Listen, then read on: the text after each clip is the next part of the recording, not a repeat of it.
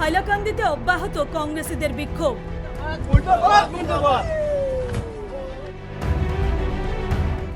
জুবায়ের আনামকে বহিরাগত বলে দাবি দলীয় কর্মীদের।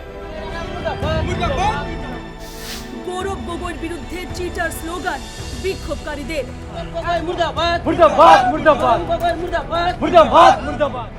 প্রদেশ কংগ্রেস সভাপতি গৌরব গগৈয়ের পুষ্পতুল দাহ।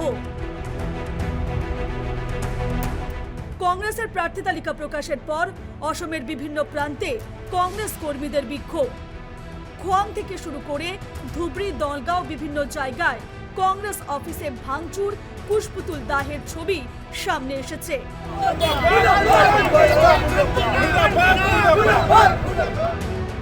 হাইলাকান্দি জেলাতেও অব্যাহত কংগ্রেসীদের বিক্ষোভ। দলীয় প্রার্থী নির্বাচনকে ঘিরে ক্ষুব্ধ কংগ্রেসীরা। বৃহস্পতিবারের পরও শুক্রবার অব্যাহত থাকে কংগ্রেস কর্মীদের বিক্ষোভ। জ্বালানো হয় গৌরব গগৈর পুষ্পতুল। আলগাপুর কাটলিছড়া বিধানসভা কেন্দ্রের জন্য বহিরাগত প্রার্থী দেওয়ার অভিযোগ তুলে প্রদেশ কংগ্রেস সভাপতি গৌরব গগৈর বিরুদ্ধে সরব স্থানীয় কর্মীরা। তাঁদের অভিযোগ, স্থানীয় অনুভূতিকে উপেক্ষা করে জুবায়ের আনামকে প্রার্থী করা হয়েছে, যাকে তারা বহিরাগত বলে দাবি করছেন।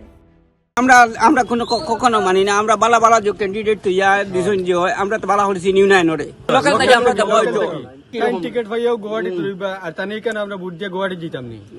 শুক্রবার সন্ধ্যায় হাইলাকান্দি জেলার অন্তত 3টি স্থানে গৌরব গগৈর পুষ্পতুল দাহ করা হয়।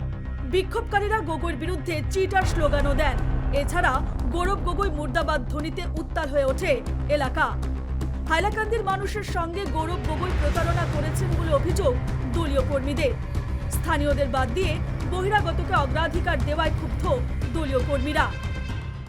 হাইলাকান্দি মানুষের লগে আসাম প্রদেশ কংগ্রেসের সভাপতি গৌরব গগৈ প্রতারণা করছেন। আমরা হাইলাকান্দির জনগণ আমরা এরকম তাই যেটা সিদ্ধান্ত লইছে এটা আমরা মানি না। আমরা বিকল্প চিন্তাধারা করব।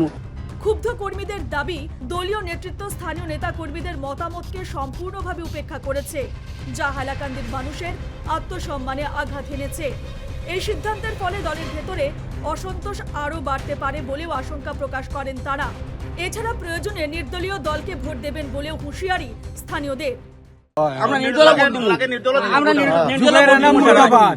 নির্দল ভোট দিব, ভোট দিয়ে দেখমু দিতানি যায়নি। এদিকে পরিস্থিতি সামাল দিতে এখনো পর্যন্ত দলীয় উচ্চ নেতৃত্বের পক্ষ থেকে কোনো প্রতিক্রিয়া পাওয়া যায়নি। ফলে নির্বাচনের প্রাক্কালে কংগ্রেসের এই অন্তর্কলহ ভবিষ্যতে আরও জটিল আকার নিতে পারে বলে রাজনৈতিক মহলের ধারণা। হাইলাকান্দি থেকে নীলোৎপল দেবের রিপোর্ট, নিউজ লাইভ বাংলা।